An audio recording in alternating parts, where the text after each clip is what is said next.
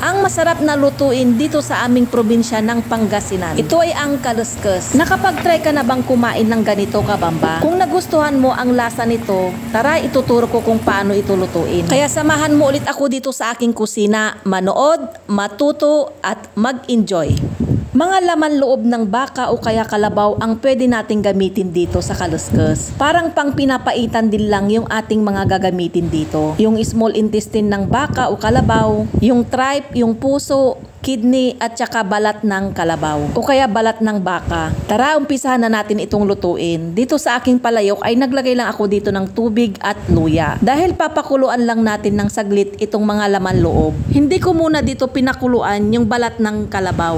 Dahil yung binili ko dito ay napakuluan na o kaya napalambot na ito. Naglagay lang ako dito ng kunting paminta. Buong paminta yung aking nilagay. Pinakuluan ko lang ito ng 5 minutes tsaka ko ito hinango. Dahil yung unang tubig na pinagpakuluan natin dito ay itatapon ko. Pagkatapos ko naman ito hinango, ay naglagay ulit ako ng tubig dito sa aking kasirola. Dinamihan ko lang yung paglalagay ko dito ng tubig. Yung tamang pagpapakulo or pagpapalambot lang natin dito sa laman loob. Kung may pressure cooker naman kayo, pwede din naman yun ang inyong gamitin. Lalo na pag nagagahol na sa oras. Nilagay ko pala dito yung aking nabili na balat ng kalabaw na naluto na. Papainitin ko lang ito. Tsaka ko ito hinango nung kumulo na. Tinakpan at papakuluan ko lang yung mga natira. Hanggang sa lumambot na ang mga ito. Sa video na ito, hindi ko na naipakita kung paano ko nilinis o hinugasan yung laman loob. Nakailang hugas po ako dyan. Inuunahan ko lang po yung mga taong nagsasabi na hindi ko daw hinuhugasan yung aking mga niluluto. Dahil hindi daw nila nakikita na hinugasan ito. At syempre, hindi ko naman hahayaan na ipakain ko sa aking pamilya ay madumi.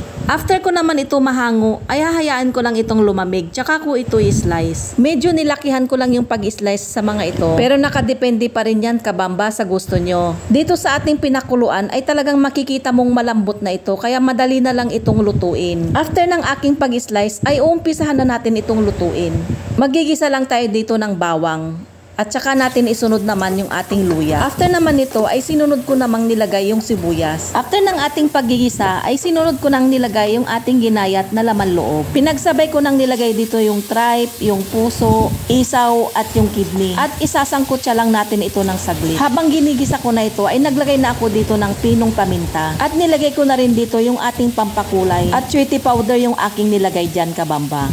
Pwede nyo naman itong dagdagan o kaya bawasan. Depende sa gusto nyo kung gaano ito kakulay. After naman ng paggigisa natin dito ay isinunod ko namang nilagay yung ating balat ng kalabaw at yung taba nito dahil ito ay malambot na kaya hinuli kong nilagay. Dito sa aming palengke ay may nagbebenta na napakuluan na balat ng baka o kaya kalabaw. Kaya ito na yung aking binili. After ko ito maigisa ay naglagay ako dito ng isang pirasong nor beef cube. At yung ilalagay ko namang pangsabaw dito ay yung pinagpakuluan ko kanina dito sa mga laman loob. Yan yung pangalawang pinagpakuluan ko. Patis naman yung ginamit ko dito na panimpla. Akin lamang itong takpan at papakuluan lang ito ng 10 to 15 minutes. Saglit ko lang ito papakuluan dahil sabi ko nga malambot na po yung aking pinakuluan kanina. After ng 10 minutes na pagpapakulo ay nilagay ko lang dito yung ating kamyas. Masarap yan na ilagay dito sa ating kaluskus. Kung wala ka namang kamyas ay pwede namang dito gamitin yung ating nor sinigang mix. Pwede rin ninyong ilagay yung suka. Kunti lang yung ilagay nyo, kabamba. Hindi naman talaga na maasim